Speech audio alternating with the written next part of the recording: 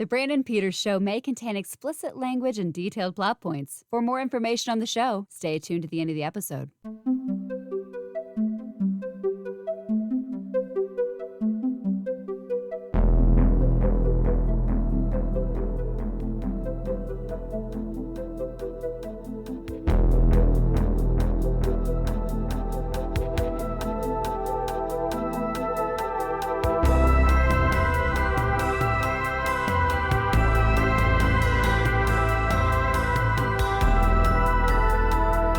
And now, here's Brandon.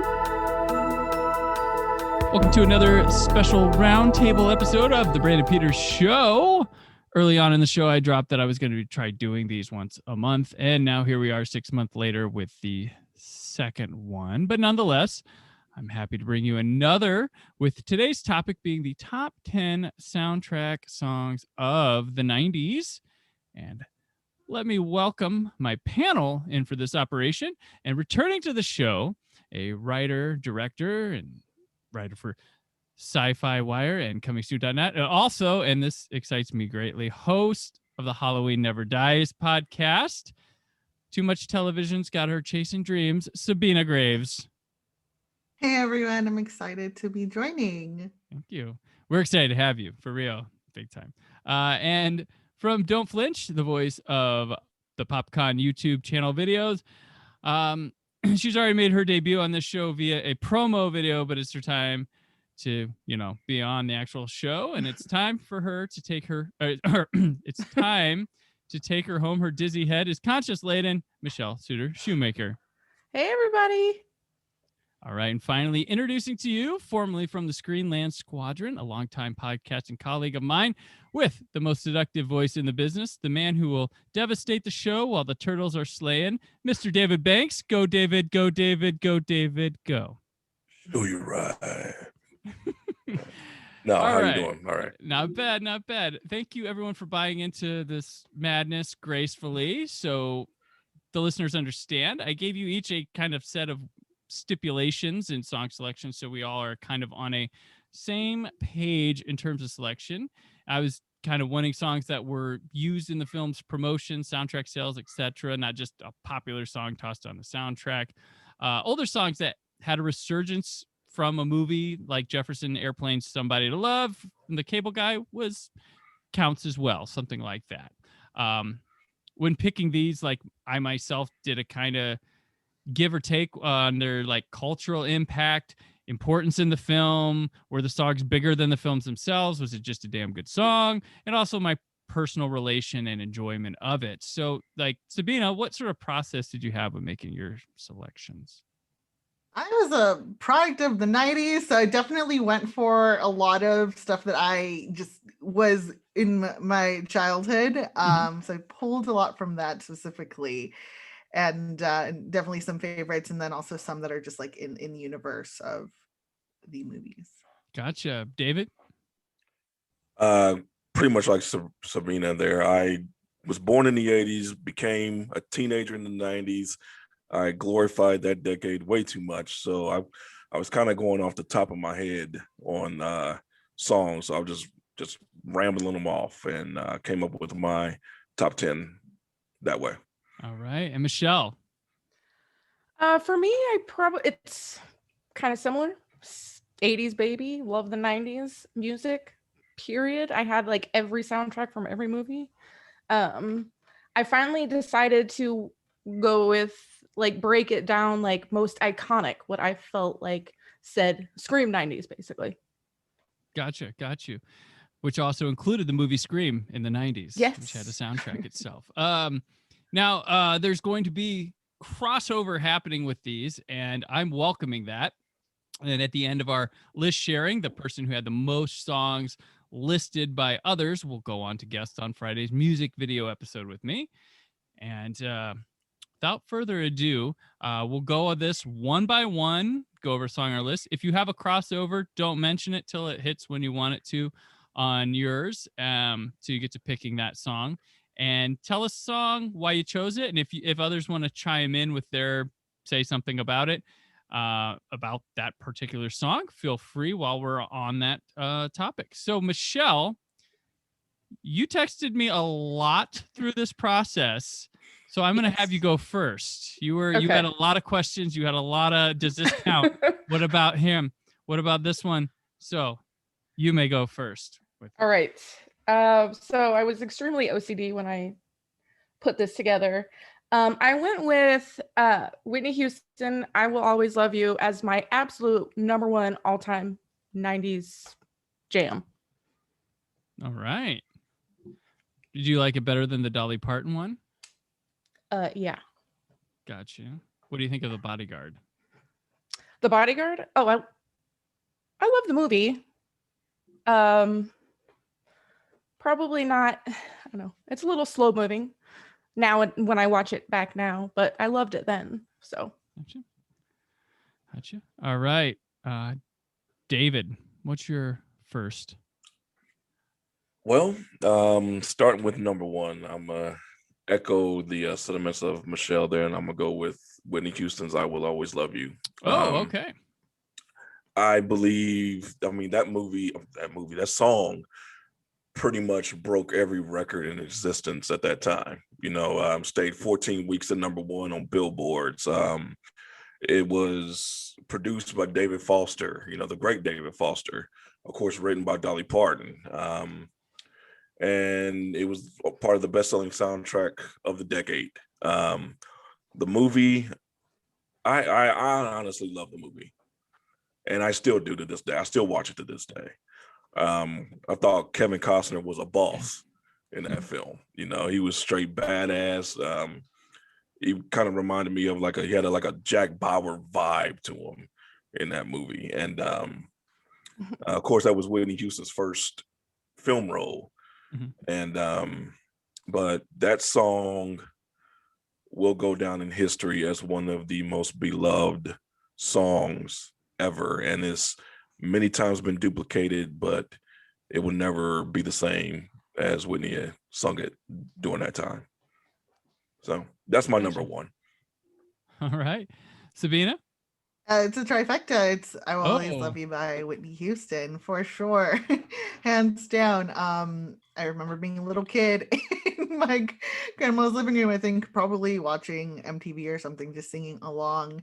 To add on to just how legendary the making of that song was that apparently up until shooting of the film, the song was actually incomplete.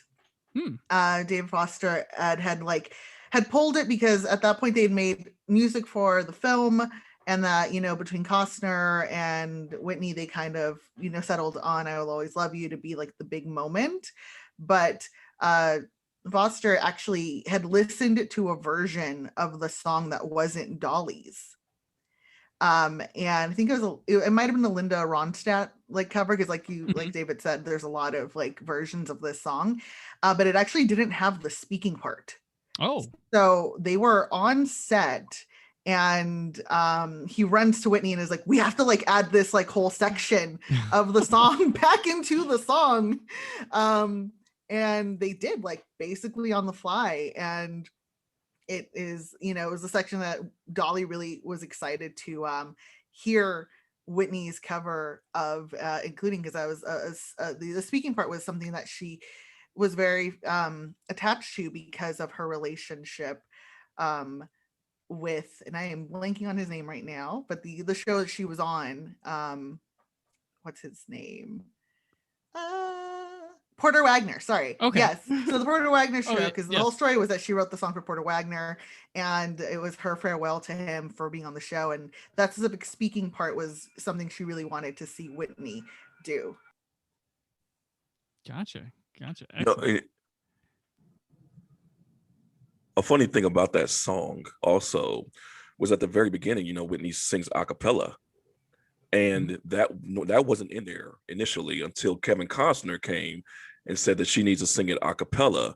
And him and David Foster kind of got into a little spat until David Foster just threw up his hands and said, "Okay, fine, do it a cappella. We'll see how it sounds." And he admitted Kevin Costner was right. This opening should be a cappella. And that's what you have on the record. So thanks to Kevin Costner. Wow. Yeah. I'm glad you guys had that big one on there because it did not. This one of the biggies that didn't make my list, and I'm like, you guys talked about it. But I do remember with that one, like I used to watch like when we were going on vacations as a family, back when you took those, and they would have the pay-per-view channel with the movies that were really, really expensive, and it'd just be like trailers, but it was like a 10-minute reel or something. And that Bodyguard trailer, like I had it memorized because it was like on their channel, did it, but not on my list. Nowhere on your list.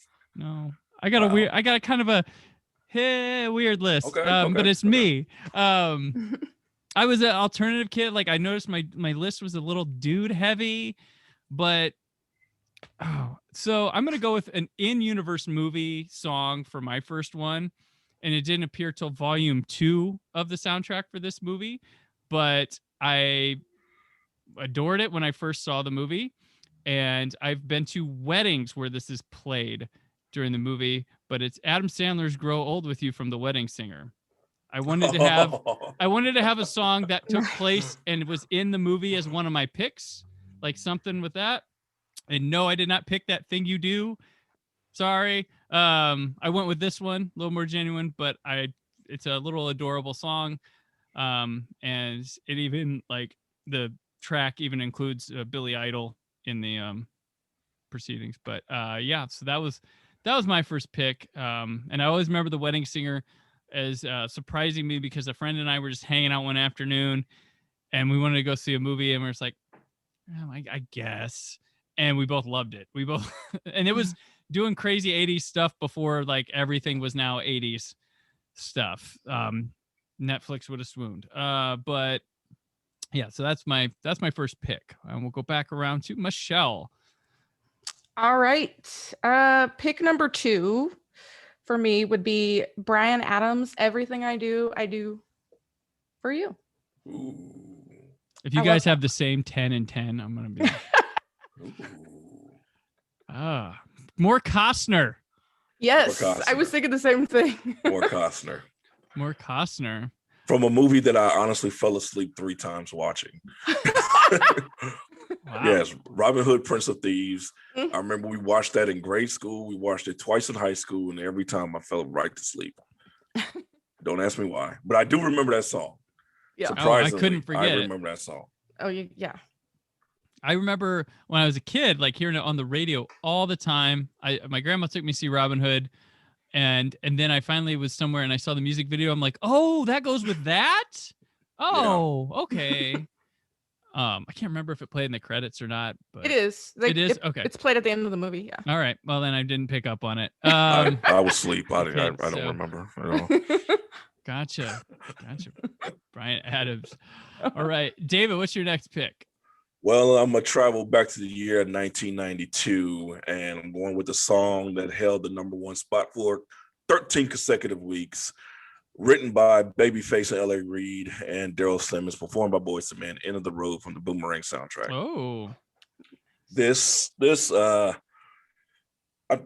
my number 2, probably right behind the Whitney Houston "I Will Always Love You."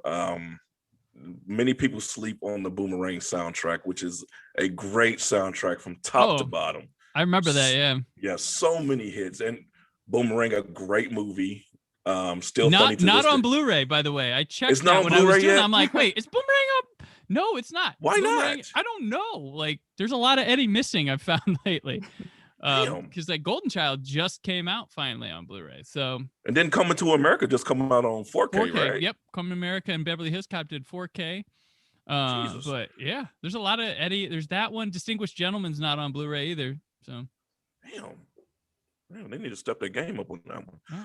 But yeah, this that song pretty much shot Boyz II Men up into the stratosphere. I mean, like a year, and now probably, to casinos. and now to and cruises. Yeah. Yeah. I mean, if you remember back, probably about a year or so later, their second album came out. Oh, they were and had another hit song with I'll Make Love to You. Yep. And that did equally as great. They were huge. Like no one was knocking them down. Nobody like, was knocking. It was like everything they touched was gold. And also it did the same thing for Babyface and L.A. Reid with their LaFace records and also. So yeah, that's my number 2, End of the Road, Boyz II Men. All right, Sabina. My number 2 is Hero by Mariah Carey. Oh, I forgot about that one. Wow. I loved the song, and it was done for the film Hero with, I think it was Dustin Hoffman and Gina Davis, 1993. And one of just the most iconic and underrated Mariah Carey songs. I know it's generally not considered one of like her big vocal songs, but that it, you know, it was a move on her part to participate more in soundtracks, and just, you know, just an exercise for her to kind of like branch out and create music for movies. And I mean, who doesn't love a little Mariah Carey in their life and in their soundtracks? I had a film professor show that in 2 separate film classes, and I think he only liked the movie because of one line, because he mentioned it like 80 times during lectures, where Andy Garcia says, we're all heroes if you catch us in the right moment. And he's like, that just strikes me. It strikes. And it, like, that's why I remember that movie, because I had to watch it twice in 2, like I watched it in like a genre class, and then I watched it in some, like, I think a script writing class. And I'm like, it's like, dude, loves his hero. All right. My turn. I'm going to go, and this is one. So I didn't find out till like late in the game and didn't realize it.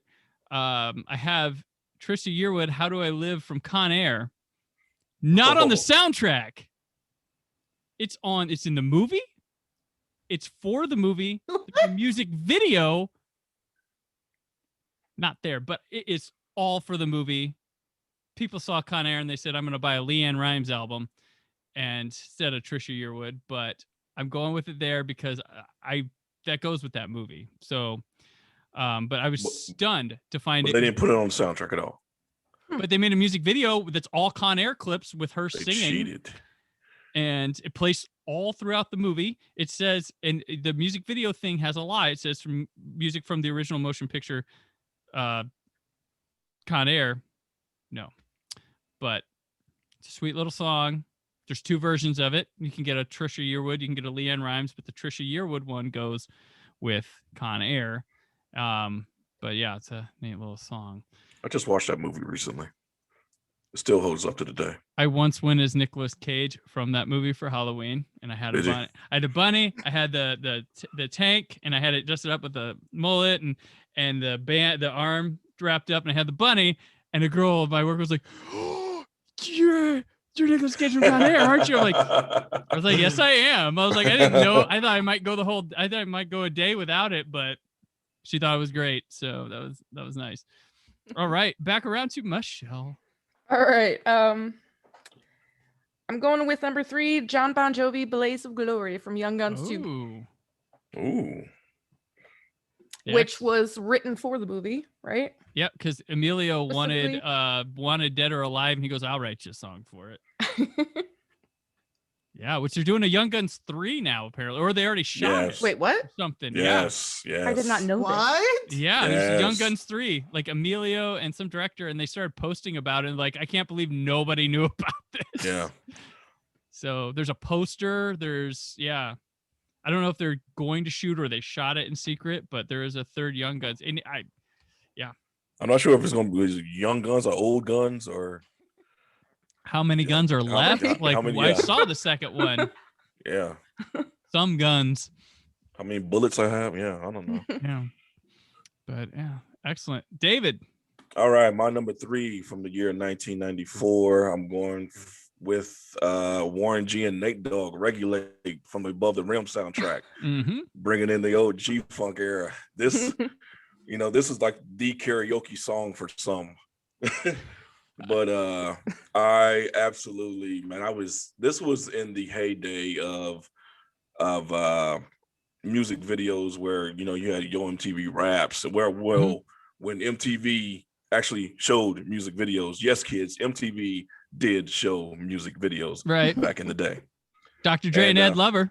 Dr. Dre and Ed Lover. The other Dr. Dre. Yeah, the other doctor, the fat Dr. Dre. Yeah. And Ed Lover. But yeah, Regulate, Warren G, who's actually the half brother of the Compton Dr. Dre and Nate Dogg. They came out along with the Dog Pound and the whole Death Row Records group, and Regulate just shot up. You know, you once you hear that first the first few moments of that song, you know what song it is, and you just get into the groove. Oh yeah, chords, strings, we brings. Exactly. Oh man. Yes. So rest in peace, Nate Dogg. I have to say that, but yeah, Warren G, Nate Dogg, Regulate. All right, number 3. Sabina. Okay, so we get them correctly. Because there's 2 versions of this song, or like there's 2 songs for this soundtrack by the same band, and I'm giving it away because it's the Smashing Pumpkins. The end is the beginning is the end, which had like a whole music video and everything, directed by the directors of Little Miss Sunshine. Jonathan Dayton and I think it's Valerie Harris.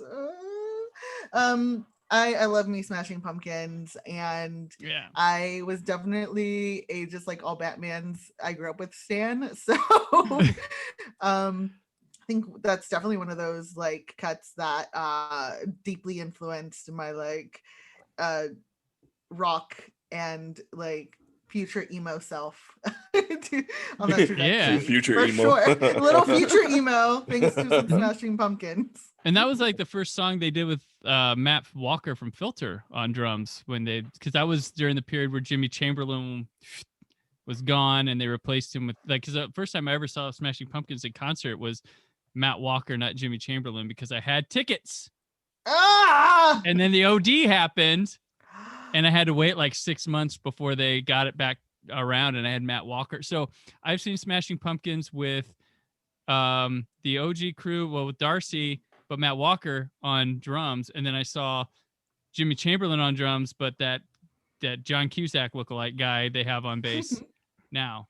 So I've never seen the whole group together play. I actually was supposed to go to one of the last concerts at the now defunct what was that theater called? The Gibson Amphitheater at Universal in LA, before it was torn down to make way for the Wizarding World of Harry Potter.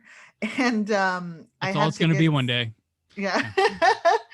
And it had tickets, but we ended up going on the wrong day because it was a 2-night event, and we did not look at the tickets correctly.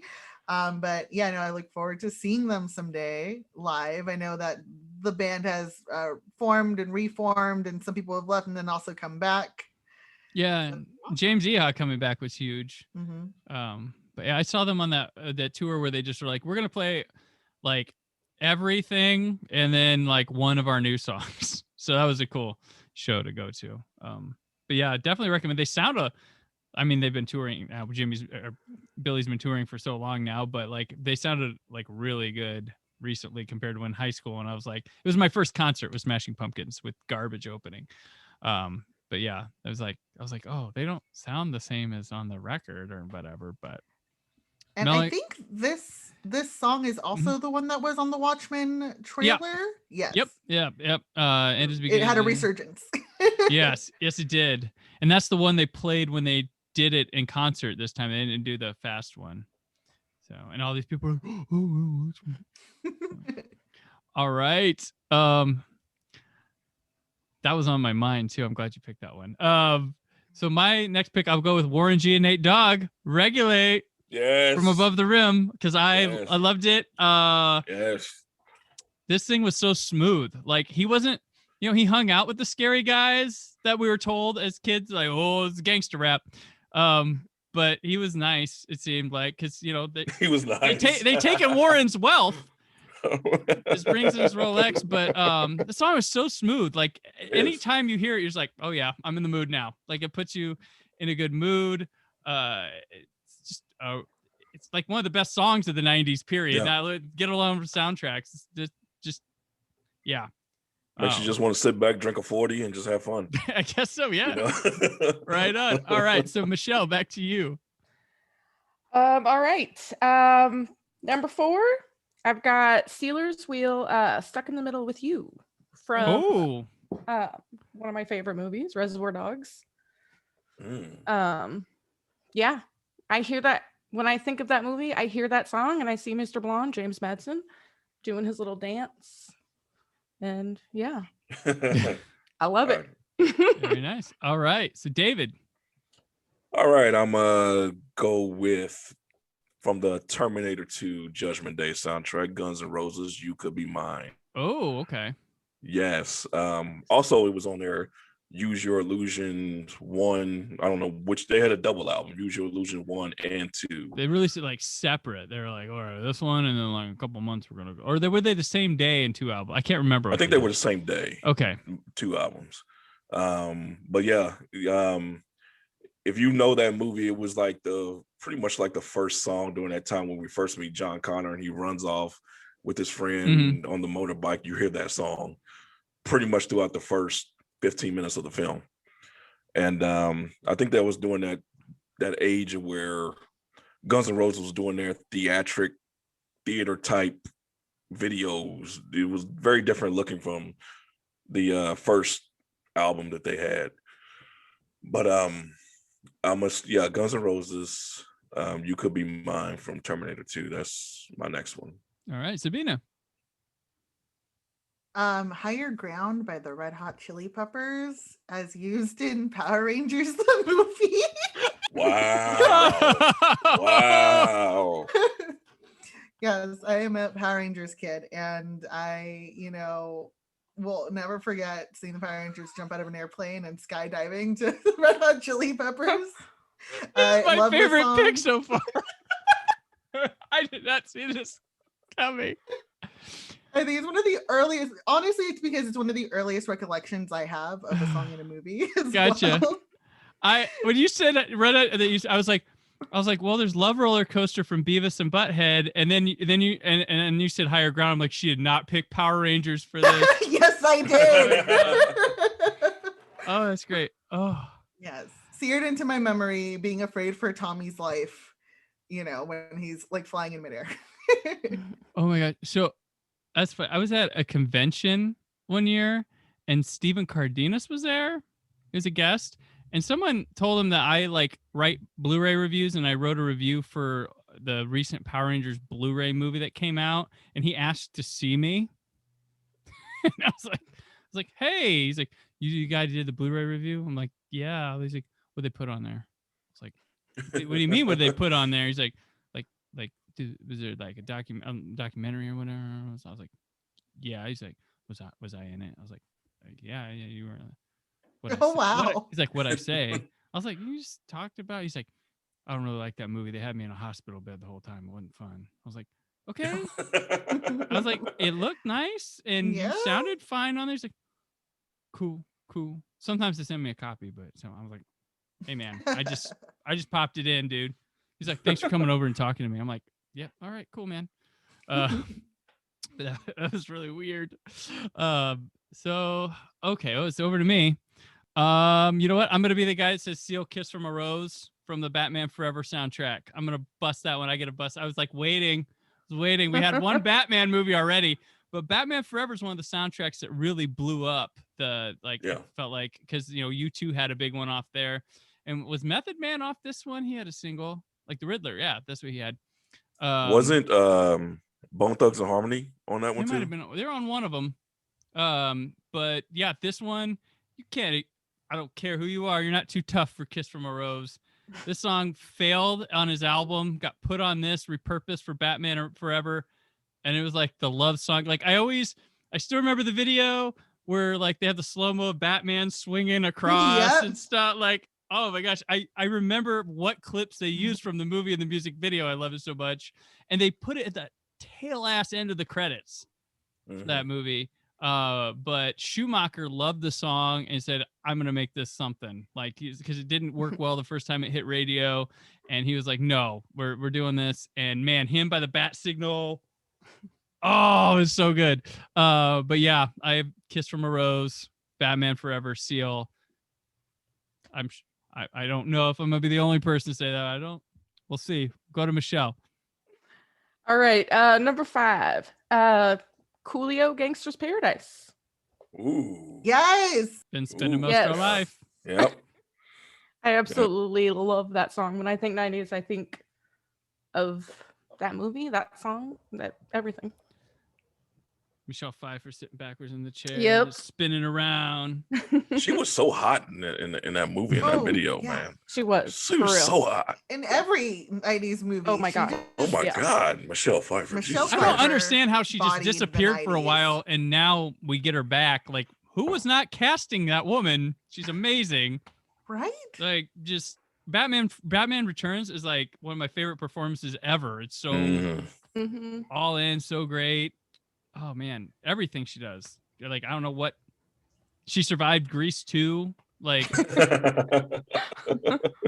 right. It's just it's crazy. But yeah, it's a good one. And even had a Weird Al parody. It was so good. Yep. Yes, it did. All right, David. Well, my next song, I want to just say off the top, I was way too young to listen to the song when it came out. But from the New Jack City soundtrack from 1991, I got Color Me Bad, I Want to Sex You Up. Oh, I was way too young at that time. But you know we were from the 90s because we know what Color Me Bad is. Yes. That's Yeah. yes.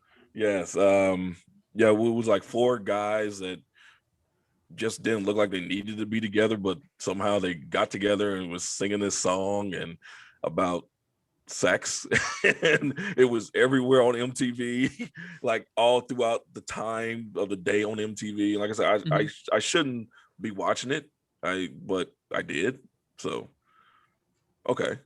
Yeah. 11 years old and learning about sex from a music video. Fine. There But you yeah, go. that's it. I Want to Sex You Up, Color Me Bad. All right, Sabina. Nice. Just to get it out of the way, mine was also Kiss by Rose by Seal. 2 Batman songs. Bat Dance was just 1 year off. Year off. I loved the song growing up, and just why did it have to be like a medieval love song? Who knows? But somehow it fits Batman perfectly. Also, I spent most of my life thinking it was Kissed by a Rose on the Grave, not the Gray. I don't know what the Gray means. I thought it was Why is Grave it too. that? I Like- thought it was Grave too. I thought it was Grave. It's not, y'all. It's gray. It's Gray. It's gray. It's gray, Gray. David. So what the hell is Gray? Kiss on by a Rose by the On the why Gray. exactly on the Gray? Yeah. Is We that had- You something- know, if the if stranger. we had all those feels. like different Yeah. math things around our heads right now because we're trying to figure out why. I'm thinking, is that a metaphor for something? Probably. Well, didn't the rose on either on the cover or in the one of the video, videos? it's in come out by as the something? grave, right? It is by a grave. Yeah, he By is a by a grave. grave. Yeah. And I always put it together because even though the song wasn't written for it, Batman always put the rose by where his parents were killed or their grave. They're like, oh Right. yeah. But yeah, it's that Mandela effect. Yeah. Someone went back and like changed that. Oh man, you think we became the need to light do- on the dark side of me. Yeah, we need to do some investigative reporting on this. Right. Exactly what the hell is Gray? I need to know if Yeah. Seal ever accidentally sings it like grave. Or does he tell his fans to stop it? It's gray. It's gray. Like guys, we're gonna go from the top. Gray. Oh man. Yeah, that is strange. Like I remembered that. Yeah. I remember I always thought it was grave too. All right. Me? Yes, you. Oh gosh. Okay. I got now this is Eric Clapton and Kenneth Babyface Edmonds, Change the World Oh. from Phenomenon. Now this Oh. you might be saying you picked that Clapton song over Tears in Heaven from Rush. Yes, because Tears in Heaven is about his Son. young son Yeah. dying, and it has nothing to do with a couple narc agents becoming druggies. So it kind of detached, and I always remember some of that from his Unplugged. But Change the World, I think is a really good song. And Phenomenon, when I saw it, maybe I don't know the greatest movie, but my parents we had to go see everything Travolta was in. Like, Mine too. they loved the guy. They love that man. They loved him. They would, I mean, Wild Hogs opening weekend. They would not go to movies on opening weekend, but if I saw all the Look Who's Talkings in the theater. Yeah. I was about to say, did you see all of them? All of you know what I didn't see with them in the theater? Pulp Fiction. They wouldn't see the cool ones. Oh. Did get Broken Arrow, Face Off. They were liking that, but Pulp Fiction, no. So Michael? we saw Michael in the theater. What was the other? Oh, Phenomenon. That was around the same time. So I think I remember the moment with this. So they put the song in the movie. Have you guys all seen Phenomenon? So okay, No, so I haven't. all right. Well, Sorry. it's only, I remember being so sad and Yeah. like It was. so depressing. so like Yeah. well, he's this guy and he's got these powers, but finds out he's got like a brain tumor and that's what's causing, and he passes away. And they play it, fade up into like their old hangout bar where he used to know everybody, and they're having like a wake or something for him, and the picture of him on there and the way they play the music. And during that time that movie came out, I had like a lot of funerals I was going to with like family related ones. It wasn't like an epidemic. There were some great grandparents. I did have an uncle pass away that kind of felt like that, but like they just framed the moment perfectly, and it touched me emotionally when I saw it in the theater. Fucking Phenomenon did that, and I just always remember that moment, that song, and I kind of cherish how it made me feel in that moment, and that's why it made my list over Tears in Heaven. So sorry, I keep it with the regular Eric Clapton, not so much with Rush, because every time I saw the Tears in Heaven video, I'm like, what is this video about? And then I was like, oh, it's a movie called, okay, oh, and that's the guy from Lost Boys. Okay, all right, so that's what it is. So I love that song. Yeah. I changed the way I love that song. and they work together so well, those two. Yeah. All right, Michelle. All right. For number 6, I actually have Seal. Kiss. Oh Yeah. So yeah. there we go. Don't forget out what the hell Gray about is. that one. It's the Seal round. Yeah. All right, David. I don't have Seal actually. Oh No. Do you have no. a Batman song at all? I don't. Not this round. And you love DC stuff. I do love DC, You but no, love not it. this round. Not this round. Not this round. I'm gonna take you back to the summer of 1997. All right, we're going. Will Smith, Men in Black. Oh, that one was like one I was like, yeah, that would happen this decade, but I did not. Yeah. Yeah. It was kind of like the resurgence, not Fresh Prince, but Will Smith Mhm. without DJ Jazzy Jeff. It's kind of like the resurgence of his rap career for a second.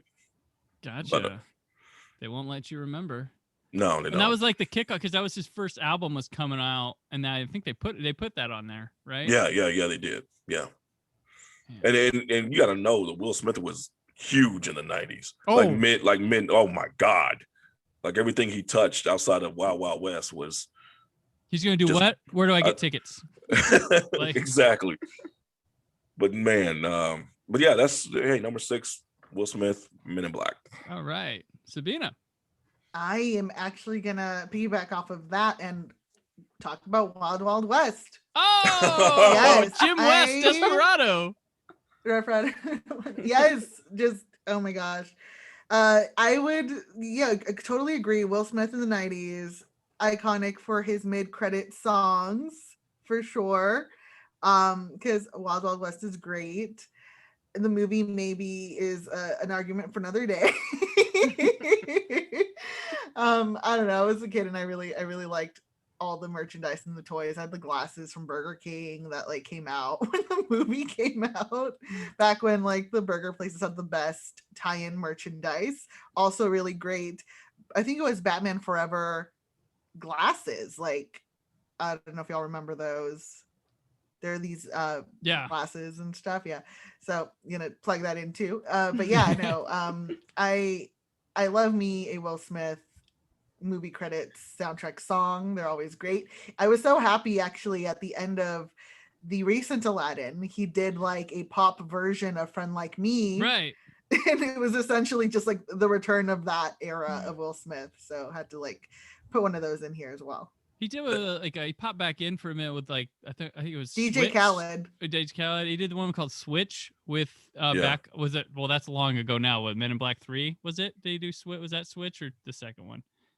No, it wasn't the second one. It had to be the The third third one. one. Okay, because I was like, oh, he's doing one again.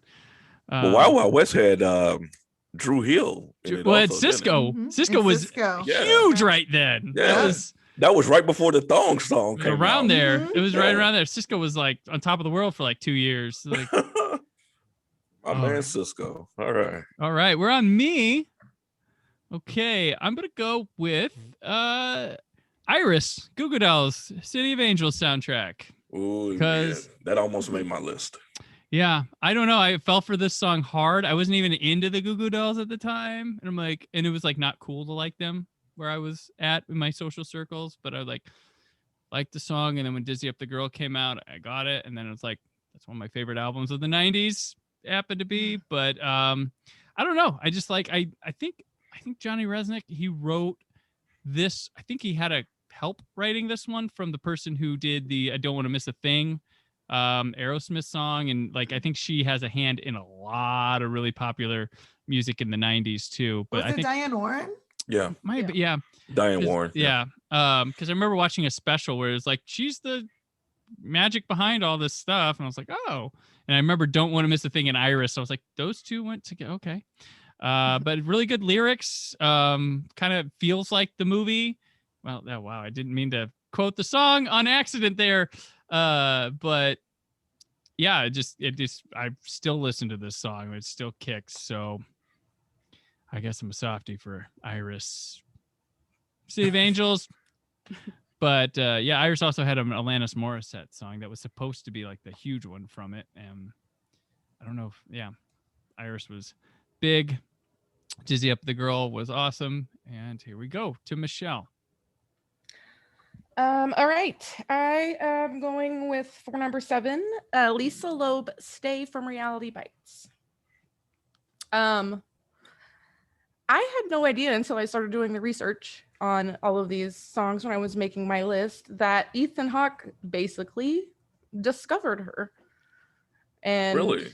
Wow. yeah. She was his neighbor apparently. And he loved the song, heard it, took it to Ben Stiller, and then the rest is history. And she did that with no label at Yeah. all when she did that song. She had not been signed. She didn't have an album. Yeah. Now, somebody correct me if I'm wrong. Was it Lisa Loeb who had the music video with the little girl in the bee costume? No, that was Blind Melon. Yeah. Okay. Shannon Hoon, who Get my stuff off. the famous Gone Too Soon deaths of the 90s. Who's also, if we want to tie it back, background vocals on a lot of tracks on Use Your Illusion 1 from Guns N' Roses. Oh. Don't Cry, he was background vocals on that.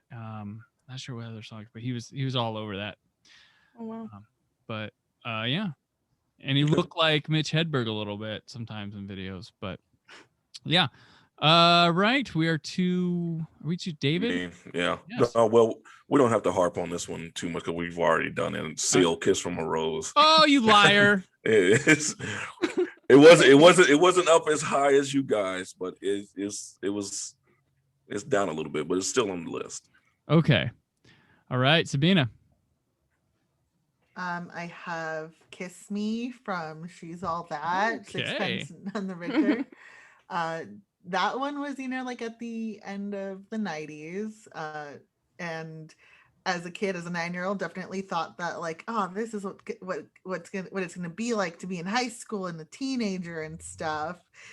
So I definitely have that in the back of my head as very memorable and such a dreamy song. I think just even listening to it really just takes me back. They actually 5 or 6 years ago they played at my wife's nightclub, and I was like, wait, what? They're playing because it's not a big capacity, and I was like, wait, that Sixpence None the Richer? You're like, what do you mean? I was like, the Kiss Me, oh, they can't be. It was them. It was them. Did they play the song? They played the song. Yeah. They played the song. And yeah, it was interesting. I was like, what? I was like, that? Oh man. I felt, to me, it's like, they're still big, right? So, yeah. All right. We're on me now. I also have Lisa Loeb's Stay. I love the song. Lisa Loeb was like right up my alley. Like, ooh, who's this very attractive woman singing? When I was a kid, and I once stood in line like behind her waiting to be seated at a table when I lived in Los Angeles, and I was like, oh my gosh, I had a crush on you. Didn't tell her that. But yeah, no, that song's it's a banger. Like I can listen to it up and down all around. If I make like a mix, it'll get included in there. She's got a lot of really good other songs too, but I think they got stuck on this one for so much. But she's a real treat as a musician and a person too. But yeah, and she was in House on Haunted Hill remake in the 90s at the very beginning. So she had a little bit of film success there too. All right, Michelle. All right. See, number 8, I have Alanis Morissette, Uninvited. All right. From City of Angels. Very, very nice. I preferred that one over the other one, Iris. When it came to soundtracks for that, that's one that I had and I listened to over and over and over again. But when I think of the movie, I think of that song. When I hear that song, I think of the movie. Boy song versus girl song. David. I'm gonna go back to 1992. I love that David gives the date. I'm gonna take you Me guys too. back. Me I'm too. gonna take you guys back. We're walk gonna go with to this. me to the walk with me to the year of our Lord 1992. Back to the Boomerang soundtrack. I'm gonna go pick up a Slurpee and I was walking home from school. I'm gonna go with Babyface and then newcomer Tony Braxton with "Give You My Heart." Oh, okay. And this was the introduction to Tony Braxton, who went on to have a tremendous amount of success in the music industry. So we cannot forget that. And that's one of the reasons why I put that song on my list, because of her. And because also I absolutely love this song. I still play it in my car all the time. You can even ask my daughter, she will tell you, she'll get mad, but she will definitely let you know that I still listen to this song and sing it, even though I can't sing. But Dang. no, I can't sing it down. I'm loving the direction, this unexpected direction many of these picks are taking. This is really awesome. Not crossing over a whole lot as I thought, but this is great. So Sabina, next pick. I will add into the mix a cover of a song by the Beatles, "Across the Universe," done by Fiona Apple for Pleasantville. Oh, I forgot about that one. It is a gorgeous cover. I think one of my favorite covers of a classic song. And it's Fiona Apple. It's very haunting. I actually recently rewatched the video just for some research purposes for a music video I'm going to be working on. But that is one that's just like a go-to on like my Spotify, and I revisit it all the time. And it's funny because like Pleasantville specifically kind of, I think, is a little bit back in the conversation with WandaVision, with like the scenes in the black and white episodes where the color splash is in it, just definitely reminiscent of that movie. Excellent. That's a good pick. I had a little crush on Fiona Apple back in the day. I remember that criminal video that she had. My God. Okay, keep going. Sorry. All right. I'm going to go with I'm Gonna Be 500 Miles by the Proclaimers from Benny and June. I don't care how nerdy it is. I love the song. Very nerdy. Very nerdy. Very crazy. Movie I'm kind of on. Good Johnny Depp performance back before people knew much. Here's a question. Since you say you're very on the movie, can like a song make a movie? Nah, I don't know. This is where like I don't know. I think more people would know this song than the movie, maybe remembering. This might be where it jumps over it. And it looks like, the video always had the clips in it, but the way they shot it, I'm like, were they doing something else? And then they're like, you know what? Can we add our clips in and you can get some press on this thing? Because this trailer for the movie used In Your Eyes by Peter Gabriel for Benny and June. But the big soundtrack song was I'm Gonna Be. And then that song has had a life of its own. I mean, that song gets parodied, it gets used. I think was it How I Met Your Mother used it, where they had the tape set deck and it was stuck on the song. I think so. And they kept coming back around. But yeah, so that one, I don't know. I always liked it. Fun to sing along to, karaoke, whatnot. But that's where I have at this point in this list. So Michelle. All right. Number 9, I have Aerosmith. I Don't Want to Miss a Thing. All right. Animal Crackers version or the regular one? The regular one. I don't know. I love that video. I feel like you don't even need to watch the movie. You just watch the video. That's when Joe Perry had that ugly little like thing. Like it was like that funny looking. He's like, reverse Hitler, guys. Look what I got going on. It's like, no, dude, no. Like, yeah, but yeah, I remember that. Don't Want to Miss a Thing was a big one. Mm-hmm. What do you think of Armageddon? Are you a fan? I can't watch it without crying. Oh, Yeah. okay. Yeah. I cry too, man. It's just, I do. At the end, oh Yes. my God. So you were team Armageddon or team Deep Impact? Oh, see, I really like Deep Impact too, but if I have to pick one, I have to go with Armageddon. That summer, I took a girl on our first date to Deep Impact, and there was a trailer for Armageddon. She's like, "Oh, we should see that." Then we didn't go on like any other date, and Armageddon was like the polar opposite end of the summer. And she called me up. She goes, "We gotta go see Armageddon." I was like, "It was our second date. It was our second date and our last date. We saw 2 different iterations of a meteor hitting or trying to hit Earth, and That's awesome. that's what happened." So That's yeah, awesome. Like Armageddon was more of an action film than Deep Impact was. Yeah. right. And it It had was a the happier biggest movie- I ending, think it was- right? I mean, Don't Want to Miss a Thing played while you saw all the dead people's picture. It was phenomenon, but with a Michael Bay budget and everything. There you go. Yeah. Kind of I ending. think from what I remember of both, wasn't Deep Impact like didn't that one have like the sad ending because it actually did happen? Yeah. it did Like half happen. the meteor hit. Oh, yeah. Earth. Yeah. Mhm. Yeah. And how much of the meteor hit in Armageddon? No, they stopped it. They blew it Yeah, up, or they blew it up, diverted right? it. Yeah, it's a Yeah, happier ending. Or it was a comet. This My is bad, why it I was a said a comet. Disney theme park. in Yeah, it was a Paris. comment. Yeah. That's what happened. But that was like I think it was the highest grossing film of that year. Was So big. I Armageddon? think so. 1998. 98? Might have Yeah. been. I think when I was doing this, I was like, "Whoa, okay." I think it was. I think Mhm. it was. Yeah, that's people loved it. Sabina, I think, or no, we're on David. All right. 1993. I'm gonna go with from the Poetic Justice soundtrack, Janet Jackson and Again. Okay. Of course, Poetic Justice, everybody knows, was Janet's first feature film role. Film directed by the late great John Singleton. It was actually his second film. And starring the late great Tupac Shakur. And Yep. if you look at that film, that was the early days of Regina Hall. Mhm. Now Emmy, Oscar winner, director. She's done it all. Is it Regina Hall or It's King. Regina King? There you Thank you. Regina King. Yeah, she's done it all, and that was one of her earliest roles in film. Of course, she comes from like 227 and everything, but that's where I remember her from.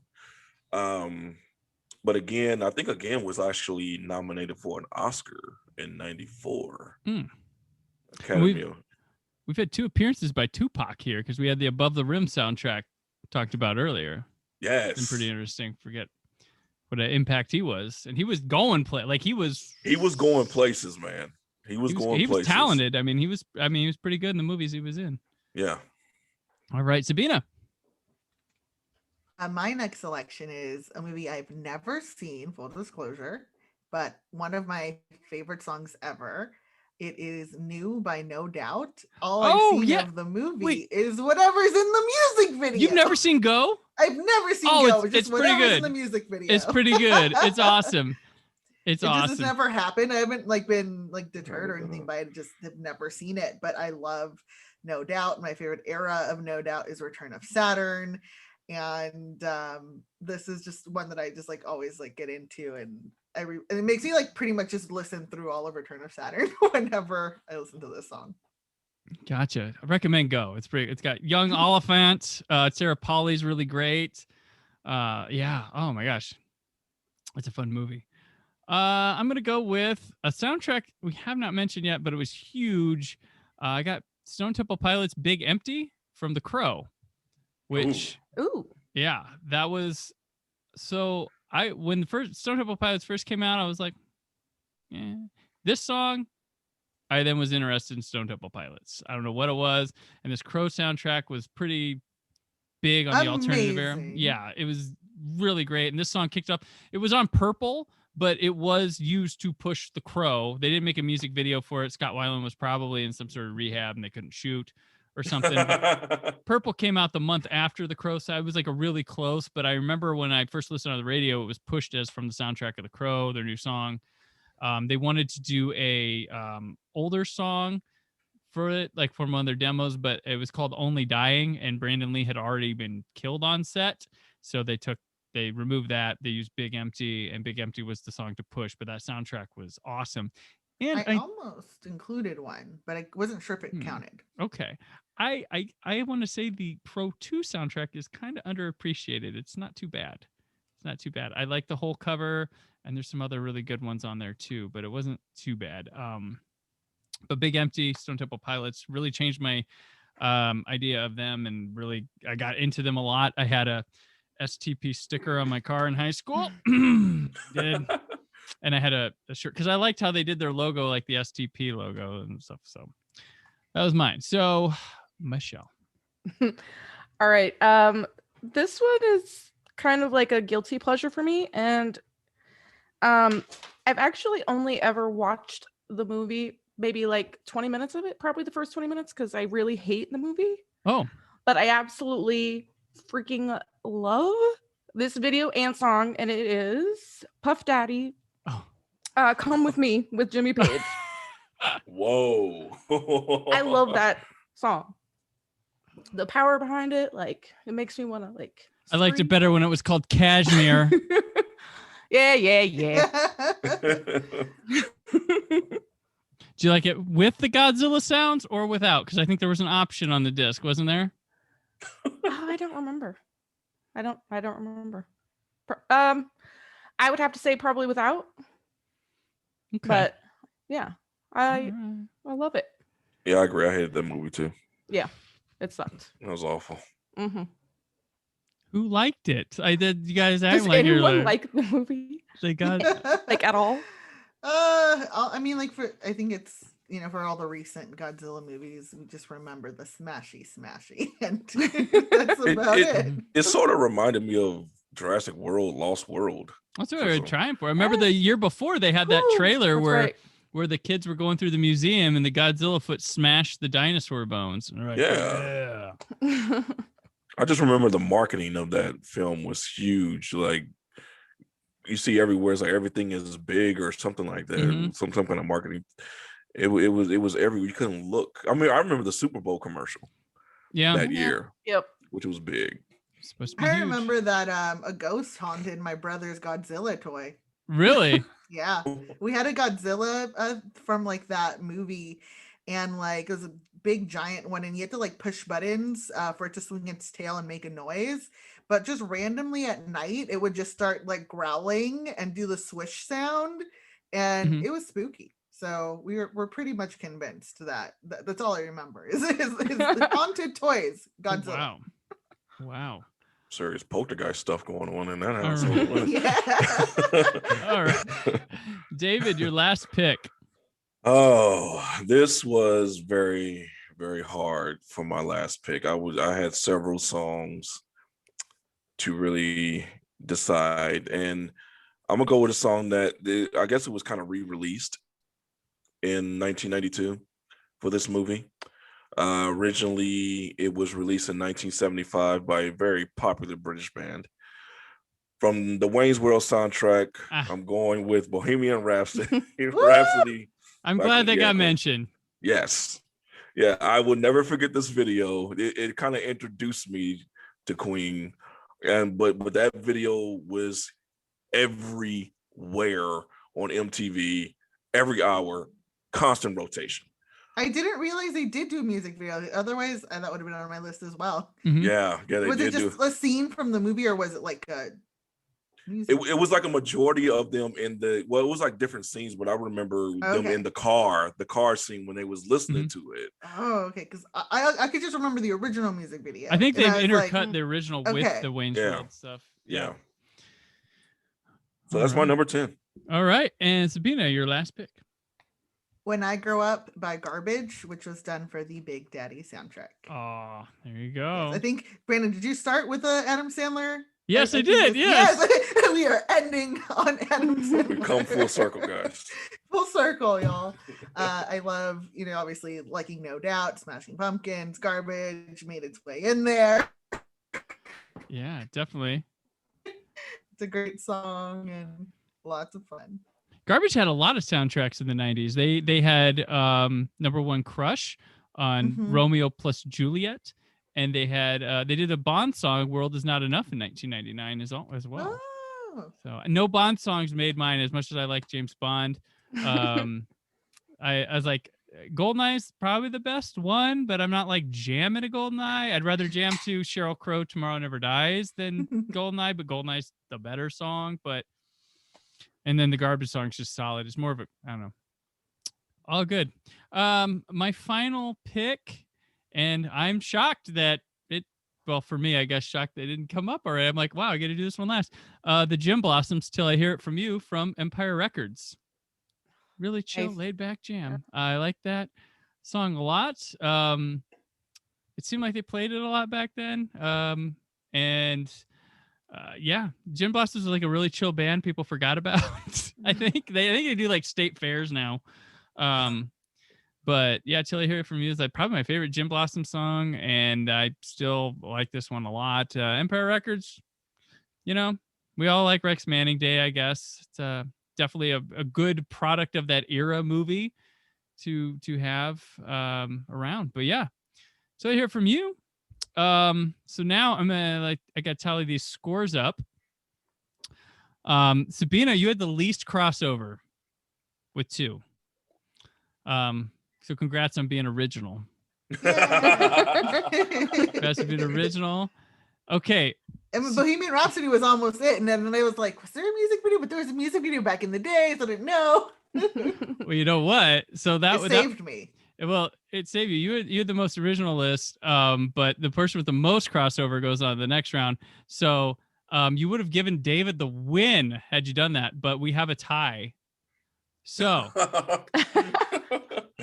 I have a list of songs that didn't make my list, and I'm gonna give you like a guess, and the first one to get wrong will not win, I guess, or something.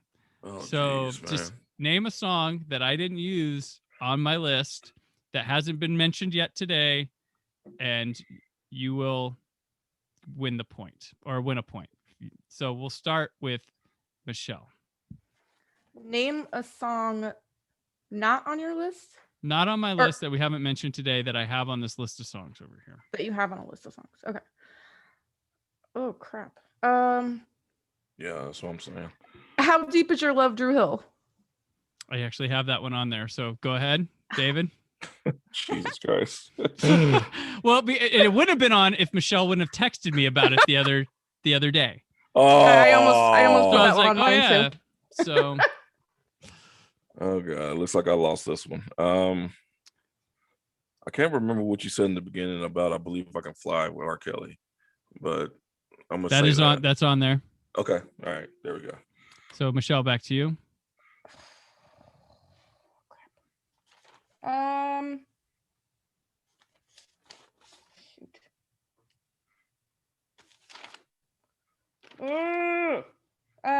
Pretty Woman by Roy Orbison. Nope. David, for the win. Streets of Philadelphia, Bruce Springsteen. Back to Michelle. Damn. Shit. Okay. Oh, excuse me. Sorry. You can cuss. I don't care. Okay. Can I get a by Jay-Z and a Mill? Nope. Back to David. Oh my God. Oh, I'm looking at the. I've got some easy ones on here. Like, come on. Beauty and the Beast from Beauty and the Beast, Celine Dion, P.O. Bryson. I had Be Our Guest. What?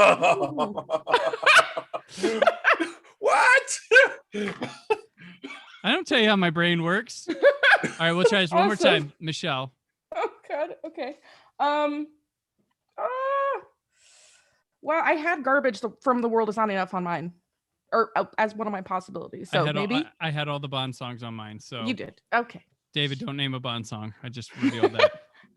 Okay, I guess I'm just go on a whim and stick with Disney with Circle of Life. No, and I can't believe I didn't think of that one. Wow.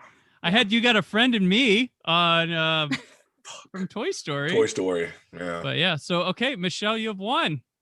Woohoo! You will continue on to Friday. So excellent. All right. What a game. That's how we play. So let me pull my script back up here.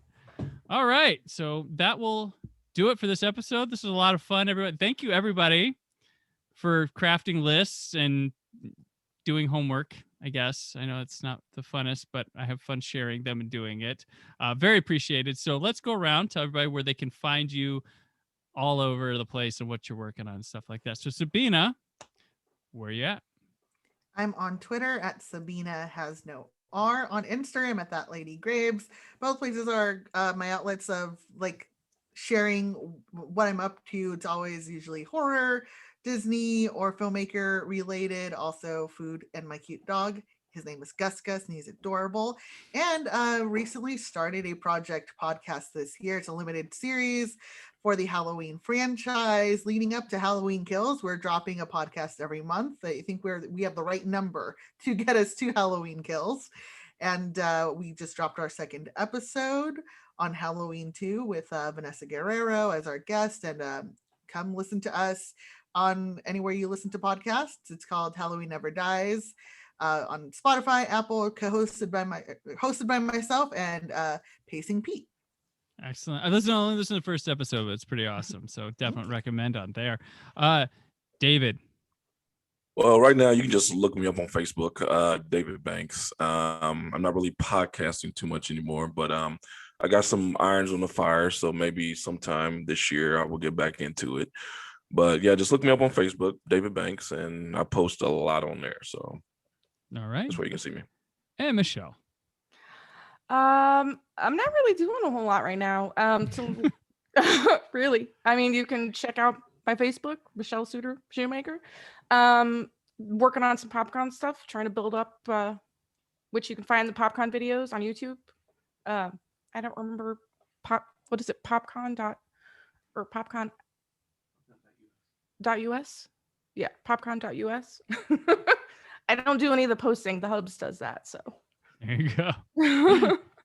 All right. And I'm on Twitter and Instagram at Brandon4KUHD. Written work on whysoblue.com. There's more for the Brandon Peters Show this week, including a brand new series of Old Space Show.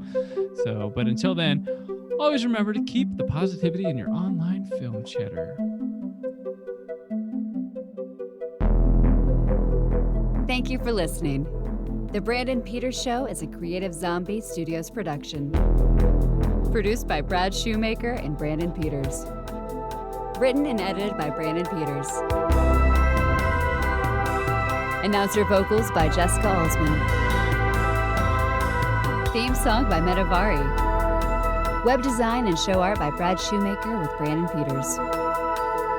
All music and clips featured in the episode are property of their respective studios and no infringement is intended. Additional information on this and other episodes at BrandonPetersShow.com. For any inquiries, press opportunities, or sponsorship, contact mail at BrandonPetersShow.com. The show is available on Apple Music, Spotify, or anywhere podcasts are found.